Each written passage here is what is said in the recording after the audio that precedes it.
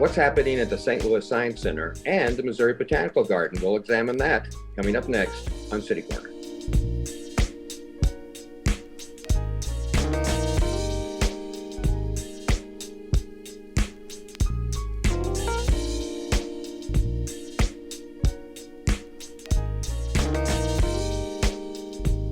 I'm Steve Potter. Welcome back to City Corner. And I'd like to introduce you to our guest today.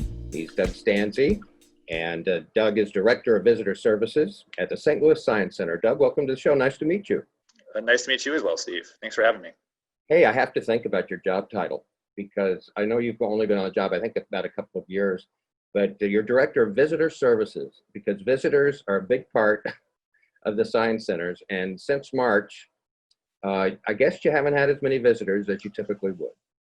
Yeah, certainly. We were on pace for a wonderful year. We had a lot of good attendance coming into the building, and obviously COVID hit, and so we had to kind of redesign the way that we operate, and certainly have seen a few less visitors since then, but we're certainly having folks come back, and it's great to see them come back this summer.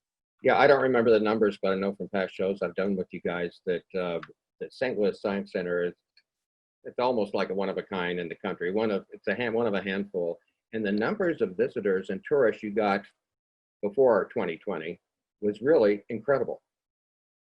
Yeah, so we're one of just a handful of free science centers in the country, which is pretty unique for our industry, and certainly that shows in the visitation that we have and the support we have with the St. Louis community. So it's great. It's been great to see the folks coming in from the community, but not just from here, but also tourists that come in to see family or come through St. Louis, throughout the summer. And so certainly we've welcomed a lot of folks over the last few years. Well, I know that you've tried to address that as best as you can. And you've made a lot of things more available digitally, online. Talk about that, what you've come up with since March as far as making those kind of things more accessible to people. Yeah, certainly. So I think our industry as a whole was looking for ways to connect with guests when they couldn't see them in their buildings or on site. So one of the things that we did was a Science at Home series, which was geared around a variety of different science demonstrations and activities that families and students alike could take part in at home. So that was something that we did early on. Since then, we've transitioned to our First Friday events. Some of our guests that come out to our building would be familiar with those, but for those that are not familiar with our First Friday events, typically we would host an event every first Friday of each month. It would have a different theme that revolved around science and pulp culture. So for instance, we've done Star Wars, Star Trek, we've had Harry Potter, a variety of different, different themes. So we actually transitioned to those to being online and in real time. So guests could actually interact with us as we go along through the night for the events. And we had some different staff picks as far as movies and shows to watch. And then finally, we're transitioning into a new realm, which is for esports, which if folks aren't interested in that or don't know what that is, is essentially competitive video gaming. And so we're looking to show the educational opportunities that come out of video gaming. And so we've had some online virtual camps, and we look to do some more of that in the future as well. Does that seem to be catching on? And not that in particular, but I just mean people doing things online and digitally. Are the numbers going up?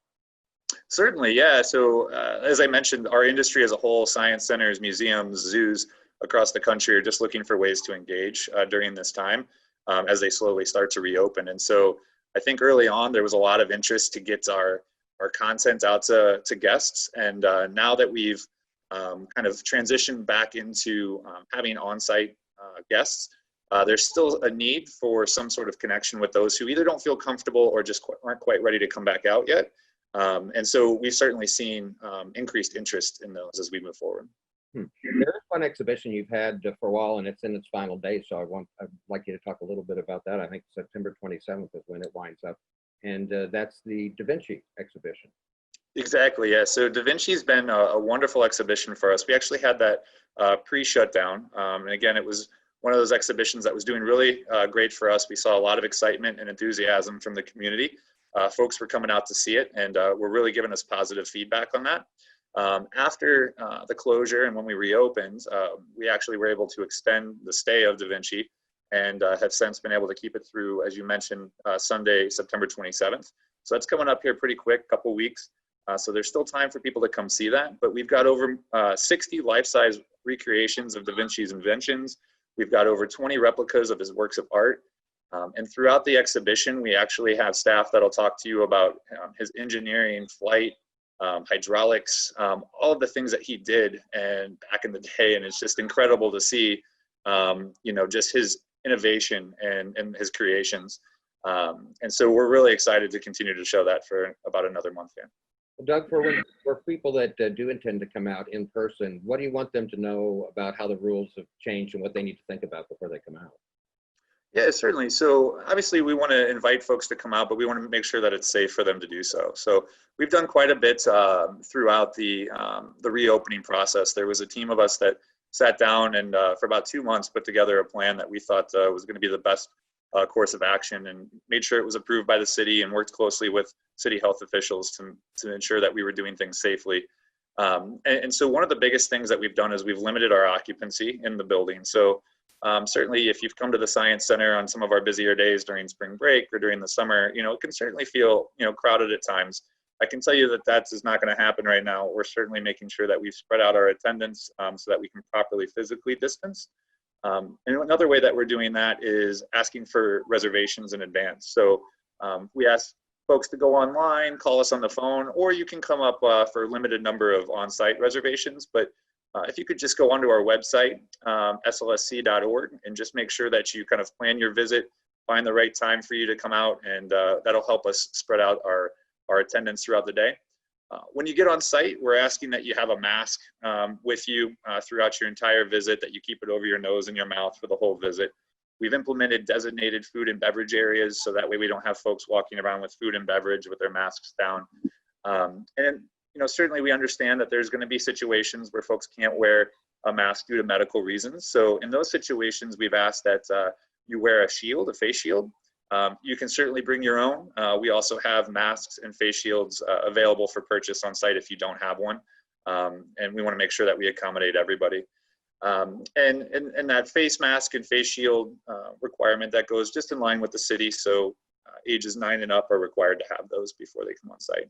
And then finally, I'd just like to say that in our building, we've also really taken a look at our cleanliness. Certainly it was something that was at a high standard before, but we're making sure that we're cleaning those high touch surfaces, those interactives, our credit card machines, our countertops, all of those different places that you might encounter another guest or another employee, and we're making sure that we take care of those, and those are wiped down frequently.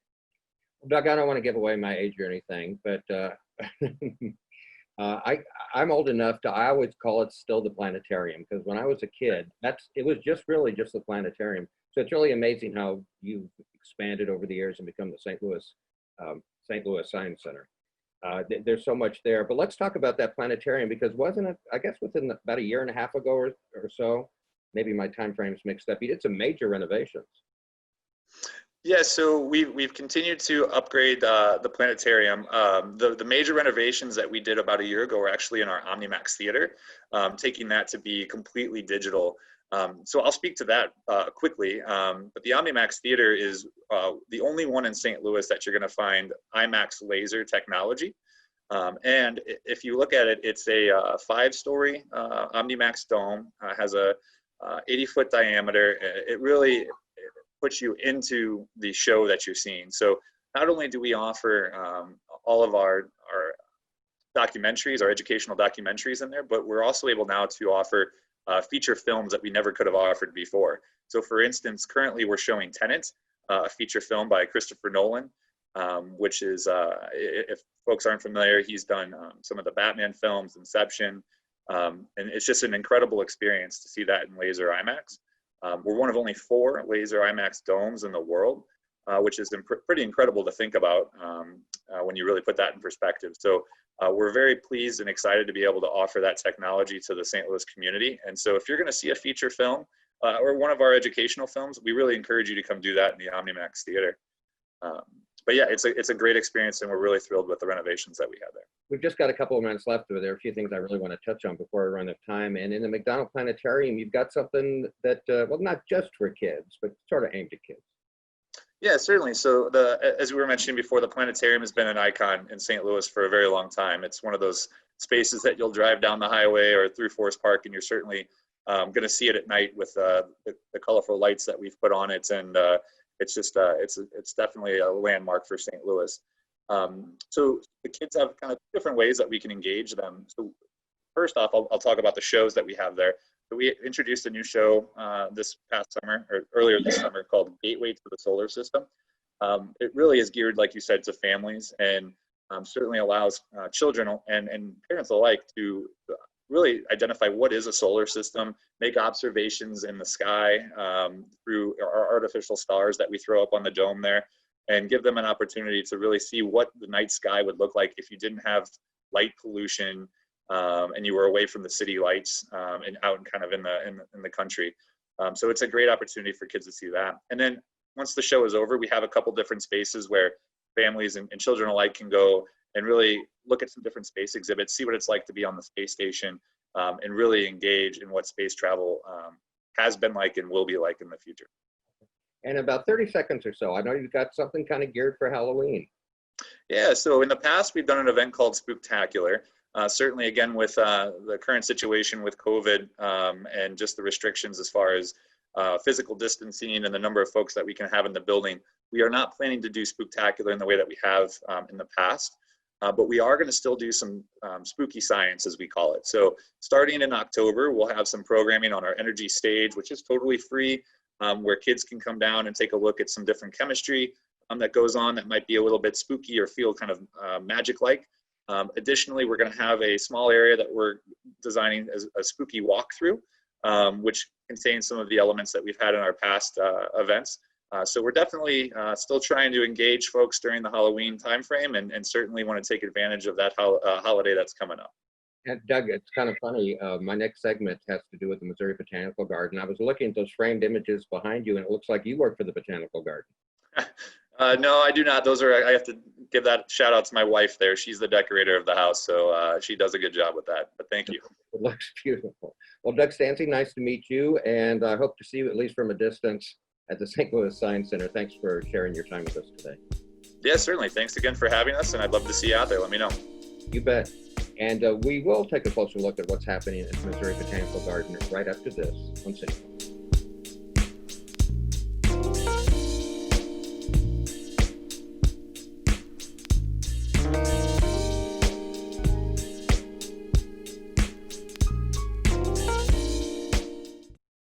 What I love about St. Louis is the 79 unique neighborhoods nestled into 108 city parks, including Forest Park, which is actually larger than Central Park in New York, and of course, the beautiful Tower Grove Park where I'm at now. Oh, the St. Louis Blues. We've got the St. Louis Surge, two-time WBCBL champions. We've got Harris Stowe, WashU, St. Louis University, and of course, the 11-time World Series champion, St. Louis Cardinals. So come experience St. Louis. Operation Wonder Park is a go! There's nothing more powerful than imagination. But don't just imagine. Use STEM to change the world. Who's with me? Oh, it's gonna hurt tomorrow. If she can STEM, so can you. Find out more at She Can STEM. Here's your check.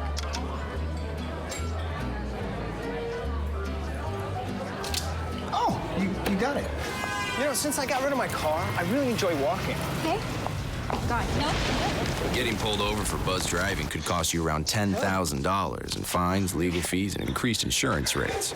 Oh, you're home early. You live with your mom? That'll set your game back a few years. Buzzed, busted, and broke. Because buzz driving is drunk driving.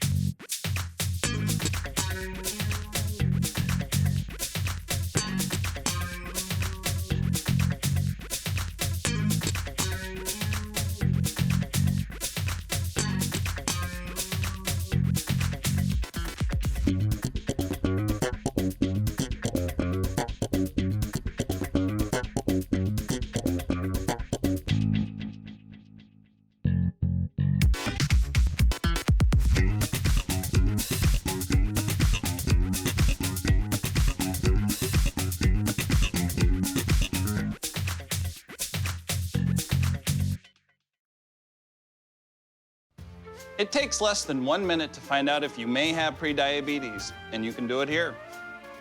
So what are you waiting for? Just go to the site. Selfie. Nailed it.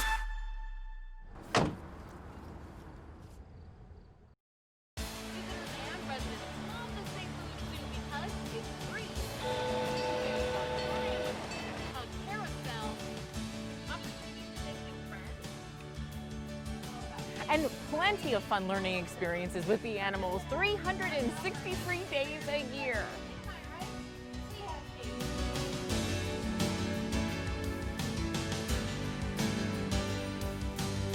So come and experience St. Louis.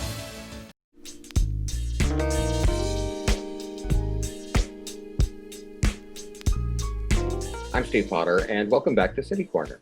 I'd like you to welcome now Katherine Martin. She's the Public Information Officer for the Missouri Botanical Garden. Almost couldn't say that, Katherine. Hi, how are you? Hey, thanks for having me. Hey, I want to say happy birthday, not to you, but the Climatron is turning, this is hard to believe, turning 60 years old this year. And aren't I right? Wasn't it like the first of its kind? It was really a groundbreaking establishment when it opened. It was the first geodesic dome ever used as an indoor conservatory. So it really was groundbreaking. It's like one of my favorite places in the world. You know, I have to think of you guys out in the Missouri Botanical Garden. I'm wondering how the current situation has affected you, because it's a hugely popular place for local people, of course, but you have a tradition of drawing visitors from around the country, around the world. And with all the social distancing and people staying home, that must have affected things in the last 6 or 7 months. What's that been like? Sure. So we did fully close for 2 months in the spring when we were in lockdown. So that was March 16th to June 16th. So a few months there. And that was really hard. Spring is one of the most beautiful times to visit the garden. The cherry blossoms are blooming, the azaleas, tulips, irises, everything's in bloom. And many people love to come back every week and see what the new bloom is that week. So it was really hard to be closed during that time. And that is when we welcome a lot of visitors as well. But we were thrilled to be able to reopen on June 16th and welcome our visitors again in a safe, socially distant way. So we had to have a plan approved by St. Louis City, so that does mean everyone's required to wear a mask. We have one-way paths throughout the garden, so lots of social distancing measures like that, hand sanitizer throughout the garden, and just all of those extra safety precautions we're all taking now. And aren't your days of being open, or at least your hours, they've changed a little bit because of all the things you said? Correct. So we are open Tuesday through Sunday, so for the time being, we're not open on Mondays. Mm-hmm. I guess, is your website a good resource for people to go to find out all the particulars? Yes, so you can visit mobot.org and you can get your tickets there too. And again, due to those social distancing restrictions, we are limiting capacity. So we advise everyone to get advance tickets before they visit the garden. I guess maybe, I know it's probably been difficult for you all, but I guess maybe you've had it easier than other places. We just did a segment with the St. Louis Science Center. So compared to them or museum, at least you have so much outdoor space. I'm not saying it's been great for you guys, but it's been a little bit better, I guess. Sure. It certainly is a benefit right now to be a large outdoor space. We have 79 beautiful acres, so that leaves you a lot of room to social distance, and you can walk around safely and maintain your distance from others. And it is a beautiful place to take a nice socially distant walk. Let's talk a little bit about it for those people, if there's anybody out there that's never been. And I think you kind of have 6 main garden areas or different types of gardens. I kind of want to run those down and you can talk a little bit about them. Let's start with the Boxwood Garden. Sure. So that is kind of a classic Victorian looking garden with the tall boxwoods. There's fountains and then the brick structures around it and a gazebo. Is there something right in particular there right now, or these gardens don't really change year to year, right? So there are, among the boxwoods, there are annual plantings. So depending what time of the year, you'll see some different things in bloom there. And that's among the few gardens that just reopened. We had, again, for those social distancing reasons, we had some of those smaller spaces closed for a while. And so that is now open through Thursday through Sundays for visitors to take a walk through there. What's the Carver Garden? Sure. So that's named after George Washington Carver, one of Missouri's great botanists. And it's, if you haven't been in the Carver Garden, it's kind of just off the Japanese garden. And there's water lilies there, which you see those in the central axis, but this is another place to see those water lilies as well. You mentioned the Japanese garden, Catherine, but you also have a Chinese garden too, right? We do. So many people know the Japanese garden. It's our largest garden, 14 acres. But we do also have a Chinese garden, and that's another one of those gardens that just reopened. So you can go ahead and take a stroll through there as well and see some of those plants that are native to China and some classic Chinese architecture. All these gardens we're talking about now, these 6 in particular, do they all like interconnect? And do you find when somebody goes to see one of these, do they end up going through all of them or not necessarily? So these are all just, they're spaced throughout our 79 acres. They're just the ones that have maybe narrower paths or they're smaller gardens. So that's why we took a little more time to reopen them to make sure we could do that safely. What is the Ottoman garden? Yeah, so this, I like to call this a hidden gem. I think a lot of people miss it. It's actually right at the front. Just next to the Linnaean House. And it's a newer garden as well. And it has some of those traditional elements of an Ottoman garden. A lot of people, there's a throne that you can sit on in there. A lot of people compare it to a Game of Thrones scene. So it's a cool background to take a photo in. I've been wanting to sit on a throne for all my life. So. Now you know where to do it. That's right. A rock garden? That doesn't sound like a plant. Yeah, so that's actually just right in front of the Climatron, and it's a rocky surface. There's just different plants that grow among that, and a lot of them this time of the year they attract pollinators. So we're about to get into Monarch Migration, so you might see some monarchs there. And you have an herb garden.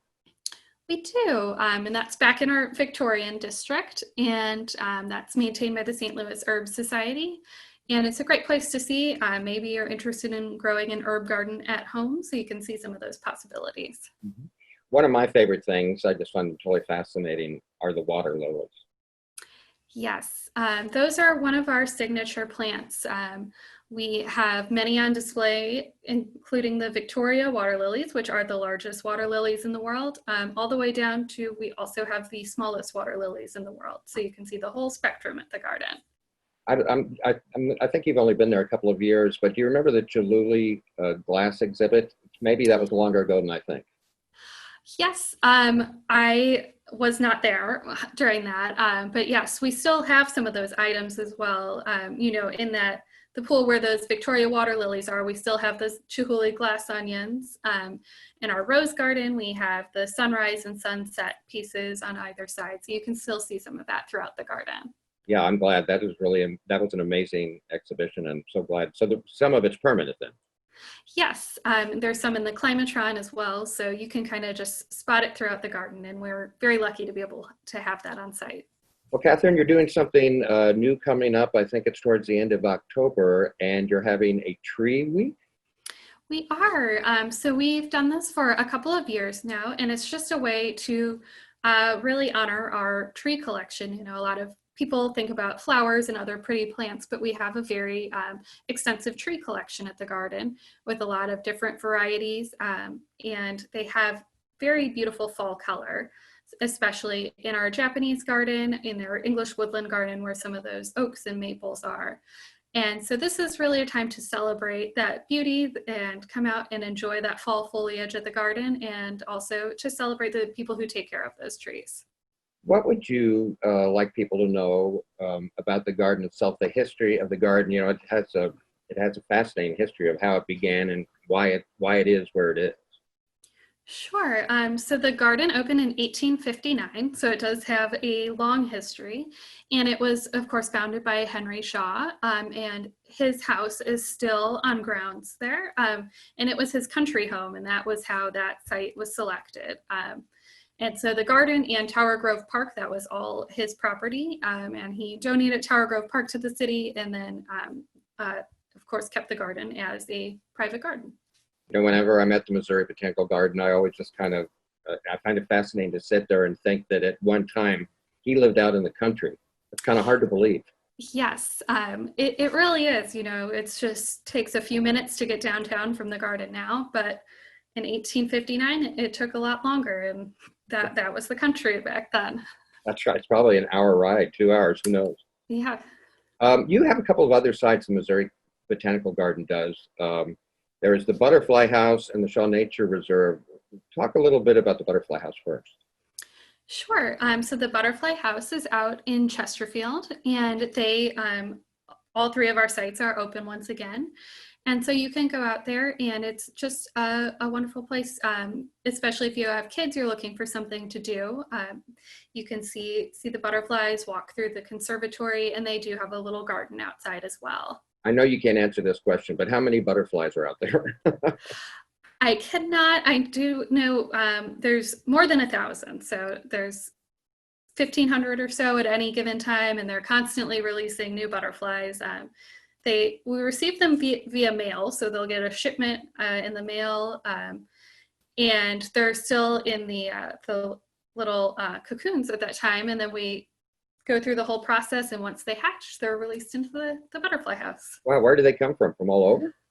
Costa Rica is a place where we get a lot of them, especially the blue ones, the blue morphos. We have Morpho Mardi Gras in February and March, and so that's when we have all of the extra blue morphos, and those all come from Costa Rica. And I don't want to leave you without at least mentioning the Shaw Nature Preserve. Sure. So Shaw Nature Reserve is out in Gray Summit, and if you haven't been, there's just a lot of gorgeous trails. There's a wildflower garden, and it's just a nice place to take a hike. We were talking about fall color earlier, and it's a gorgeous place to see that fall color and see all that foliage.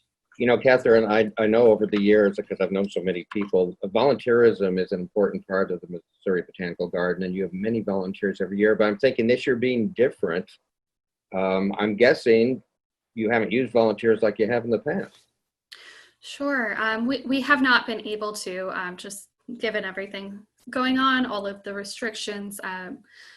We still have limited staff on site. As you can see, I am at my house right now. So we still aren't able to have all staff back on grounds, and we're limited in having volunteers. So we really do miss our volunteers. We love them and depend on them for a lot. So it's been hard to not have them on grounds. Katherine Martin is the Public Information Officer for the Missouri Botanical Garden. And just be glad, Katherine, I didn't ask you to turn around and play the piano for us. You know, I'm still learning, so. Well, I guess you've got some at-home time to do that. Katherine, I do. Thanks so much. We wish you the best of the garden, and we'll be out to see you. Thanks. Thank you very much. I'm Steve Potter. That's all for this edition of City Corner. Thanks for watching, and we'll see you next time.